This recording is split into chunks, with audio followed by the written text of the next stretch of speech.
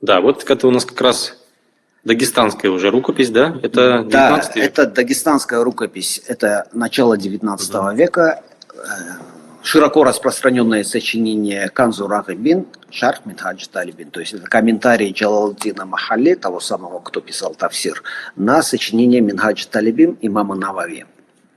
Да? И в ходе, здесь как бы, почему мы показываем этот слайд, в процессе вот такого взаимодействия с основным текстом, сказали, когда пишутся какие-то комментарии между строк, то есть здесь уже идет арабско-персидский, а тут идет арабско-арабский. То есть слово и здесь комментарий. Аль-Джарих. И так далее. То есть это как бы комментарии каких-то, лексические комментарии каких-то отдельных слов. Но в процессе вот взаимодействия с какой-то дополнительной литературой у мусульманских ученых сформировался свой, как бы, ну не сленг даже, а своя система цитирования, я бы даже сказал. И эта система цитирования, она нам сейчас ни о чем не говорит. То есть мы ничего не знаем. Вот здесь, например, вот здесь видно ха-мим буква, вот сверху второй кружок. Ха не знаем. То есть человек читает основной текст, здесь внутри в тексте написано, там выделено в виде кружка, и этот кружок идет отсылка к глоссам на полях. Ведет к отсылке к глоссам на полях. И там комментируется этот текст, опираясь на другую литературу. Какую другую литературу? Вот этот же переписчик или читатель, он ее зашифровывает или как бы пишет такую аббревиатуру ха-ва. Мы ничего не знаем, на что он ссылался.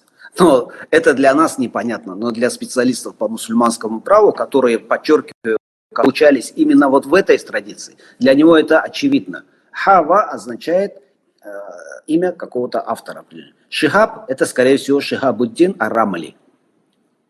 Ибн Хаджар, понятно, Ибн Хаджар аль-Хайтами. И это не просто имена, это конкретные какие-то, вероятно, какие-то произведения этих ученых. Мы, как бы, историки, нам сложно это как бы точно расшифровать, потому что это как бы это нужно быть приобщенным к этой традиции, которая, собственно говоря, в некоторой степени и утеряна. Да?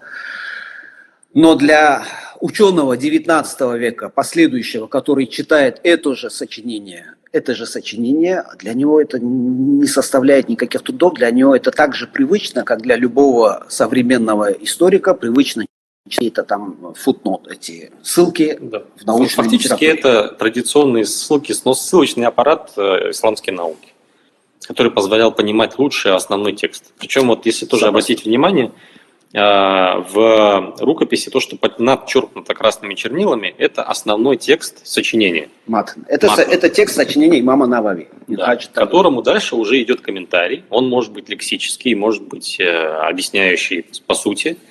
И вот фактически это такое вот сочетание в основном тексте текста основы и комментарий, который дает автор. И плюс еще дополнительная литература, это уже на полях, которые уже дополняют то, что сказал комментатор.